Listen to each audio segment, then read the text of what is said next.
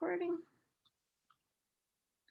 So we are on chapter 6, Shloka 13.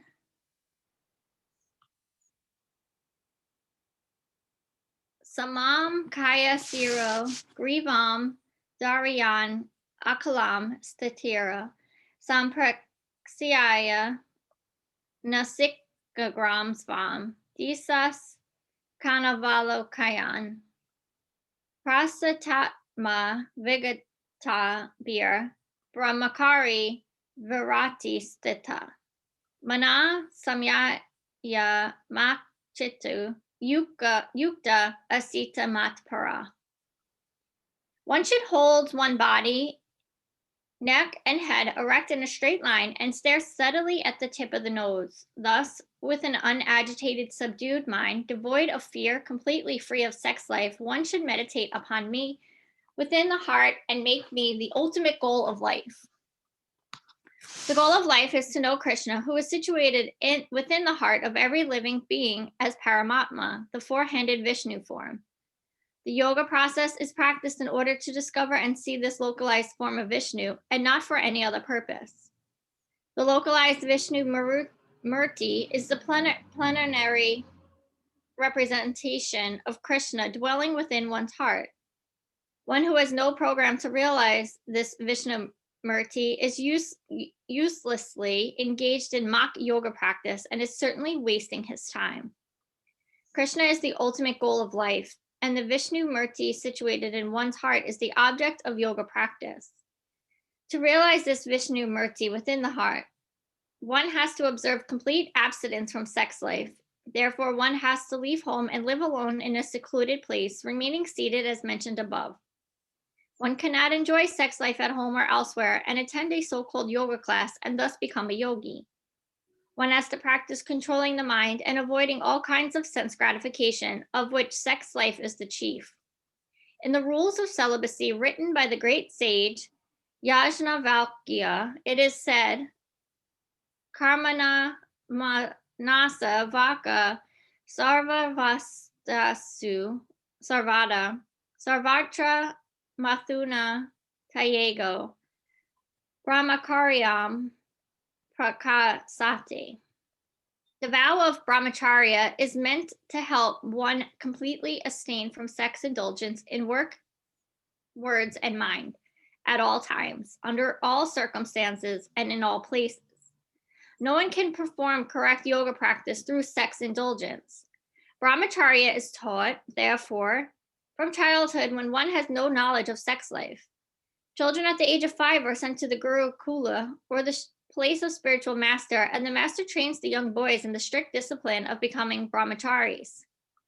Without such practice, no one can make advancement in any yoga, whether it be dhyana, jnana, or bhakti. One who, however, follows the rules and regulations of married life, having sexual relationship only with his wife, and that also under regulation, it is also called brahmachari. Such a restrained householder, brahmachari, may be accepted in the bhakti school, but jnana and dhyana schools do not admit even householder brahmacharis. They require complete abstinence without compromise. In the bhakti school, a householder brahmachari is allowed controlled sex life because the cult of bhakti yoga is so powerful that one automatically loses sexual attraction being engaged in the superior service of the Lord. In the Bhagavad Gita, it is said, Visyaya vinivartante nira aharasaya dina rasa varjam razu pi asaya param drista nivartate. Whereas others are forced to restrain themselves from sense gratification, a devotee of the Lord automatically refrains because of superior taste. Other than the devotee, no one has any information of that superior taste. Vigatabir, one cannot be fearless unless one is fully in Krishna consciousness. A conditioned soul is fearful due to his perverted memory, his forgetfulness of his eternal relationship with Krishna. The Bhagavatam says, Bhayam Divataya Vinivesayata Sayad Istad Apatisaya Viparyayo Smita Krishna consciousness is the only basis for fearlessness. Therefore, perfect practice is possible for a person who is Krishna conscious. And since the ultimate goal of yoga practice is to see the Lord within, a Krishna conscious person is already the best of all yogis. The principles of the yoga system mentioned herein are different from those of the popular so-called yoga societies. Shloka 15. Yujan evam sadatmanam yogi niyata manasa satam nirvana paramam mat samstam aji achati. Thus, practicing control of the body, mind, and activities, the mystic transcendentalist attains to the kingdom of God, or the abode of Krishna, by cessation of material existence. The ultimate goal in practicing yoga is now clearly explained. Yoga practice is not meant for attaining any kind of material faculty. It is to enable the cessation of all material existence. One who seeks an improvement in health or aspires after material perfection is no yogi, according to Bhagavad Gita. Nor does cessation of material existence entail one's entering into the void, which is only a myth. There is no void anywhere within the creation of the Lord. Rather, the cessation of material existence enables one to enter into the spiritual sky, the abode of the Lord. The abode of the Lord is also clearly described in the Bhagavad Gita as the place where there is no need of sun, moon, nor electricity. All the planets in the spiritual kingdom are self-illuminated like the sun in the material sky. The kingdom of God is everywhere, but the spiritual sky and the planets thereof are called Paranam Dharma, or superior abodes. A consummate yogi who is perfect in understanding Lord Krishna, as is clearly stated herein, mat chitta mat para mat satam, by the Lord himself, can attain real peace and can ultimately reach his supreme abode, the Krishna Loka known as Goloka Vrindavan. In the Brahma Samhita, it is clearly stated, Goloka eva nivasate akalatma bhuta, that the Lord, although residing always in his abode called Goloka, it is the all-pervading Brahman and the localized Paramatma, as well by dint of his superior spiritual energies. No one can reach the spiritual sky or enter into the eternal abode, Vakunta Galunka Vardavana, of the Lord without the proper understanding of Krishna and his plenary expansion Vishnu. Therefore, a person working in Krishna consciousness is the perfect yogi because his mind is always absorbed in Krishna activities. Sa vai mana Krishna pararadinayo. In the Vedas, also we learn tam eva vidit vatimritam iti. One can overcome the path of birth and death.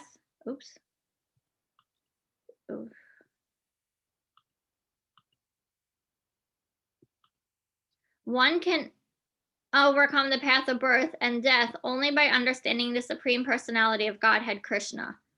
In other words, perfection of the yoga system is the attainment of freedom from material existence and not just some magical jugglery or gymnastic feats to befool innocent people. Text 16. Nati asanatas tu yogasti na kai katam anasnata na katai savapna silasya jagrato navya karjuna. There is no possibility of one becoming a yogi, O Arjuna, if one eats too much or eats too little, sleeps too much, or does not sleep enough. Regulation of diet and sleep is recommended herein for the yogis. Too much eating means eating more than is required to keep the body and soul together. There is no need for men to eat animals because there is an ample supply of grains, vegetables, fruits, and milk. Such simple food stuff is considered to be in the mode of goodness according to the Bhagavad Gita. Animal food is for those in the mode of ignorance. Therefore, those who indulge in animal food, drinking, smoking, and eating food which is not first offered to Krishna will suffer. sinful reactions because of eating only polluted things. Bhujunti te agam papa ye pakanti atma karanat. Anyone who eats for sense pleasure or cooks for himself, not offering his food to Krishna, eats only in sin. One who eats sin and eats more than is allotted to him cannot execute perfect yoga. It is best that one eat only the remnants of foodstuff offered to Krishna. A person in Krishna consciousness does not eat anything which is not offered to Krishna. Therefore, only the Krishna conscious person can attain perfection in yoga practice. Nor can one who artificially abstains from eating, manufacturing his own personal process of fasting, practice yoga. The Krishna conscious person observes fasting as it is recommended in the scriptures. He does not fast or eat more than is required, and he is thus competent to perform yoga practice. One who eats more than required will dream very much while sleeping, and he must consequently sleep more than is required. One should not sleep more than 6 hours daily. One who sleeps more than 6 hours out of 24 hours is certainly influenced by the mode of ignorance. A person in the mode of ignorance is lazy and prone to sleep a great deal. Such a person cannot perform yoga. Shloka 17. Yukta hara vihara asya, yukta setsta asya karmasu, yuka swapnava bodhasaya yoga bhavati dukkha. He who is temperate in his habits of eating, sleeping, working, and recreation can mitigate all material pains by practicing the yoga system. Extravagance in the matter of eating, sleeping, defending, and mating, which are demands of the body, can block advancement in the practice of yoga. As far as eating is concerned, it can be regulated only when one is practiced to take and accept prasadam, sanctified food. Lord Krishna is offered, according to the Bhagavad Gita, vegetables, flowers, fruits, grains, milk, etc. In this way, a person in Krishna consciousness becomes automatically trained not to accept food not for human consumption, or which is not in the category of goodness. As far as sleeping is concerned, a Krishna conscious person is always alert in the discharge of his duties in Krishna consciousness, and therefore any unnecessary time spent sleeping is considered a great loss. A Krishna conscious person cannot bear to pass a minute of his life without being engaged in the service of the Lord. Therefore, his sleeping is kept to a minimum. His ideal in this respect is Srila Rupa Goswami, who was always engaged in the service of Krishna and who could not sleep more than 2 hours a day, and sometimes not even that. Thakura Haridasa would not even accept prasadam nor even sleep for a moment without finishing his daily routine of chanting with his beads 300,000 names. As far as work is concerned, a Krishna conscious person does not do anything which is not connected with Krishna's interest, and thus his work is always regulated and untainted by sense gratification. All this sleep talk is making me yawn. Since there is no question of sense gratification, there is no material leisure for a person in Krishna consciousness. And because he is regulated in all his works, speech, sleep, wakefulness, and all other bodily activities, there is no material misery for him. Shloka 18. Yada viniyatam chittam atmani eva vast state nispraya sarva cambio yukta iti uchati tada. When the yogi, by practice of yoga, disciplines his mental activities and becomes situated in transcendence, devoid of all material desires, he is said to have attained yoga. The activities of the yogi are distinguished from those of an ordinary person by his characteristic cessation from all kinds of material desires, of which sex is the chief. A perfect yogi is so well disciplined in the activities of the mind that he can no longer be disturbed by any kind of material desire. This perfectional stage can automatically be attained by persons in Krishna consciousness, as is stated in the Srimad Bhagavatam. Savai mana Krishna pada ravindeyo vakamsi vaikuntha guna Navarne, Karu Harer Mandera, Majane Disu, Sritam, Kaka Akayuta, Sat Kadodeye, Makunda Lingaila, Darsane Drisu, Tad Brit Yagachur, Spars Niga Sagamam, Granam Chata Pada Saroja, Naruva, Srimat Tulusaya Rasanam, Tad Arpit, Padu Hare Krasetra, Pada Usarpain, Siro His Kesa, Pada Bivadane. Kaman tried to say Na tu Kama, Kamayaya Yaho Atma, Sloka Jana Raya Ratha. King Ambarisa, first of all, engaged his mind on the lotus feet of Lord Krishna. Then, one after another, he engaged his words in describing the transcendental qualities of the Lord. His hands in mopping the temple of the Lord, his ears in hearing the activities of the Lord, his eyes in seeing the transcendental forms,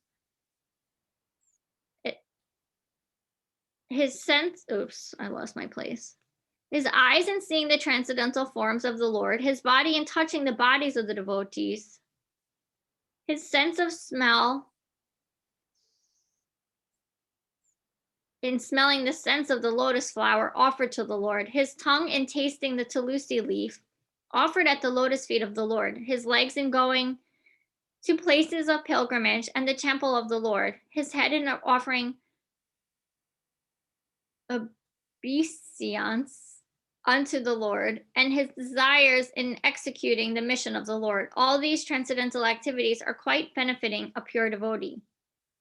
This transcendental stage may be inexpressible subjectively by the followers of this impersonalist path, but it becomes very easy and practical for a person in Krishna consciousness, as is apparent in the above description of the engagements of Maharaja and Barisa. Unless the mind is fixed on the lotus feet of the Lord by constant remembrance, such transcendental engagements are not practical. In the devotional service of the Lord, therefore, these prescribed activities are called arcana, or engaging in all the senses of the service of the Lord. The senses and the mind require engagements. Such abnegation is not practical. Therefore, for people in general, especially those who are not in the renounced order of life, transcendental engagement of the senses and the mind are described above in the perfect process for transcendental achievement, which is called yukta in the Bhagavad Gita. I will pause here at 19, and if we want to discuss, or I can keep reading. These were a lot longer than the ones yesterday and more, just, yeah.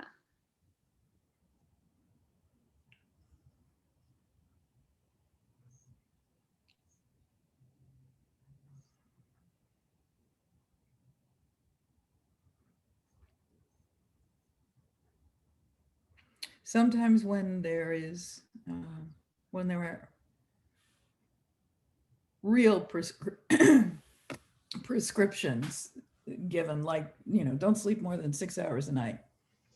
Um, in some other religious texts, there's a cultural and a health reason for it that was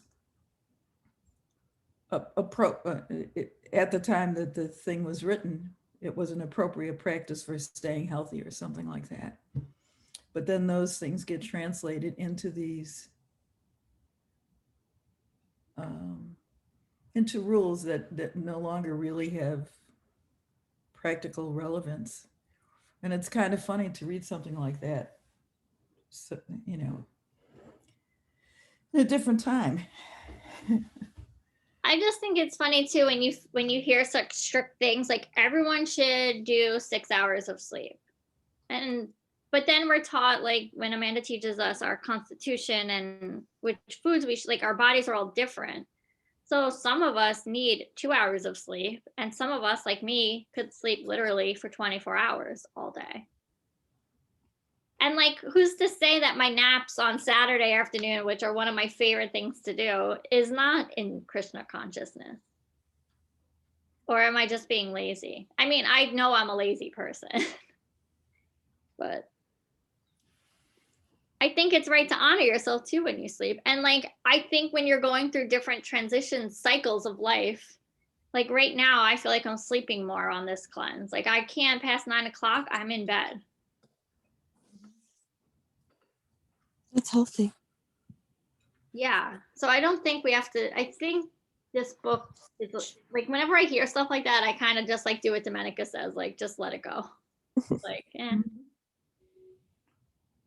yeah, well, it's healthy, but Kramer was sick last night. So I was up like every hour on the hour.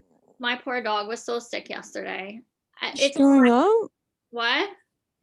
Was she throwing up? Or he Yeah, throwing he up? threw up and he had bad other stuff. And Ugh. ugh. Yeah, all day he was whining yesterday, and it's our fault. We gave him human food, and he's not supposed to eat human food. And it's just like, it's like, I want to help you, but I don't know how to help you. With humans, we could give medicine, but with him, I just had to like, he's sleeping now. Hopefully today's a better day, but last night was tough.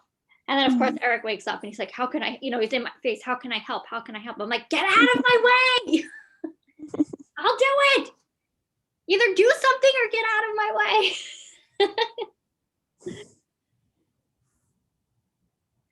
Yeah, so I get it. And I've been thinking about what Amanda says when sex life first came up in this book and how like our whole culture is really based on it. Like now every TV show I watch and commercial, and it really is like such a marketing genius tool. Or how we're taught from a very early age, like, which is interesting is this book, like the children are taught from an early age about brahmacharya. And I do think maybe this country doesn't do a good job at sex education. We start learning about it in like middle school, but not really sex, more like our like puberty. But if you don't have parents like me who don't teach you this and you're learning it from like Cosmo magazines and your girlfriend, it's not a healthy way to learn about it. And so I like how they're at least talking to children about it, because at least you can be educated on it. I don't want to give away a TV show, but they're back in the day, it seems that these women would get married. They had no education. They didn't, they were quite young, and they would get married. They didn't even know what marital relations were. They didn't know how you could get pregnant. I know the TV show, and she was rich and had never been in a barnyard. If you ever had dogs or, raised animals at all, or were even visited a farm. Yeah, maybe that was an extreme example, but I'm like, my God, did this really happen? But it seemed like she was asking people, like none of the women knew what none of the younger girls were saying it. So I think it's one of those taboo subjects, especially with your personal circle. So like where it's in our face all day long, but we can't talk about it. And I feel like that's not healthy. We need to be able to, we don't have to be descriptive, but we have to talk about it. Otherwise people indulge in it too much, because then it becomes like, I can't think of the right word, but it's like it becomes like an indulgence because it's so secretive and no one's talking about it, so no one else needs to know. Yeah, it's like the same thing that happens with alcohol, right? Because we don't let our 18 or 21, what is the age? 21? 21 is the age. Yeah, and you like it becomes, people go crazy, right, when they're 21. But when you go to Italy, like they're pouring the kids a glass of wine, and when they get to 21, they don't go crazy with alcohol. Yeah. So it's kind of like the same mentality. Yeah. With sex in a way, although there's no Well, there is an age limit, I guess, 18 in a way, if you look at it through the law, the lens of the law. Yeah, if both kids are less than 18, then there's no problem. Right. They're both consenting.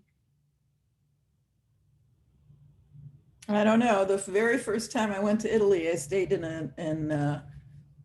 sort of like an Airbnb place, and it happened to be over in Florence, and it happened to be over a bar that apparently was a student bar. Ah, And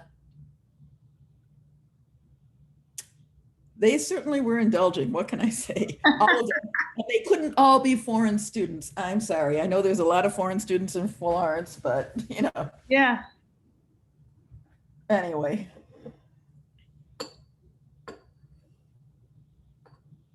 Yeah.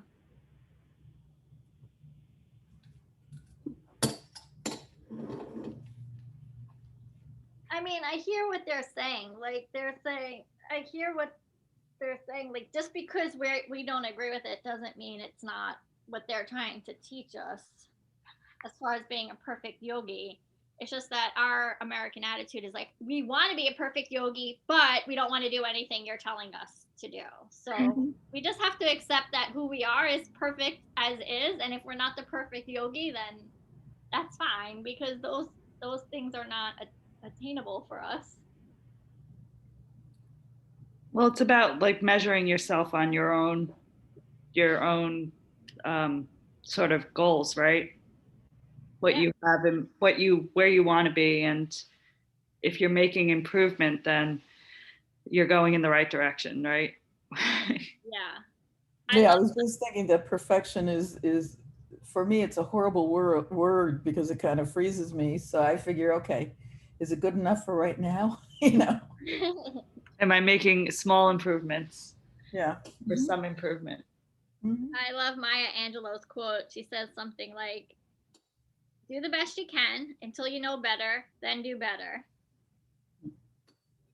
Yeah. Yeah. Okay, let's do some breath and meditate. Unless somebody has to say something else, that's fine. Okay.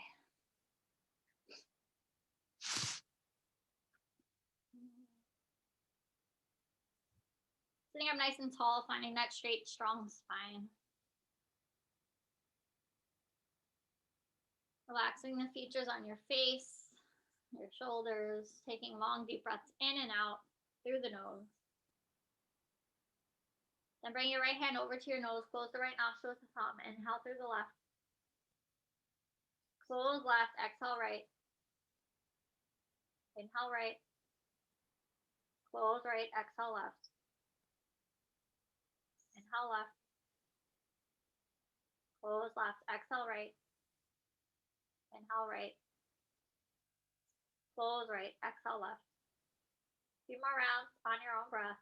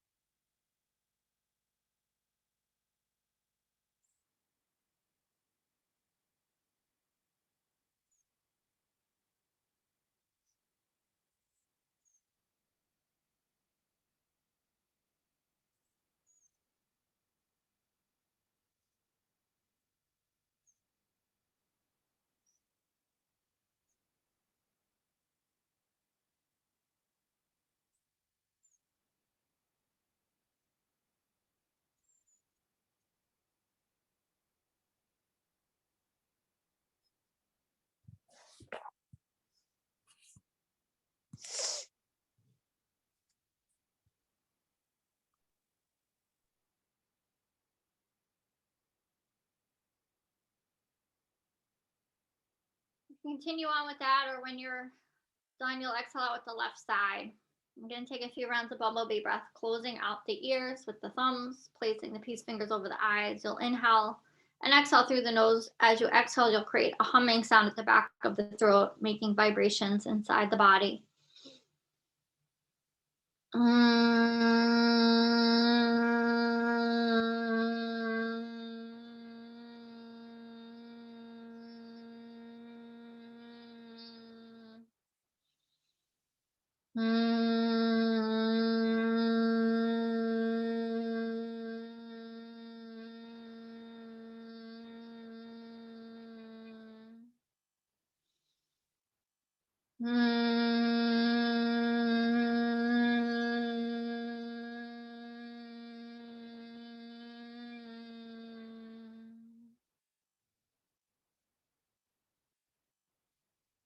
I'm going to set the timer.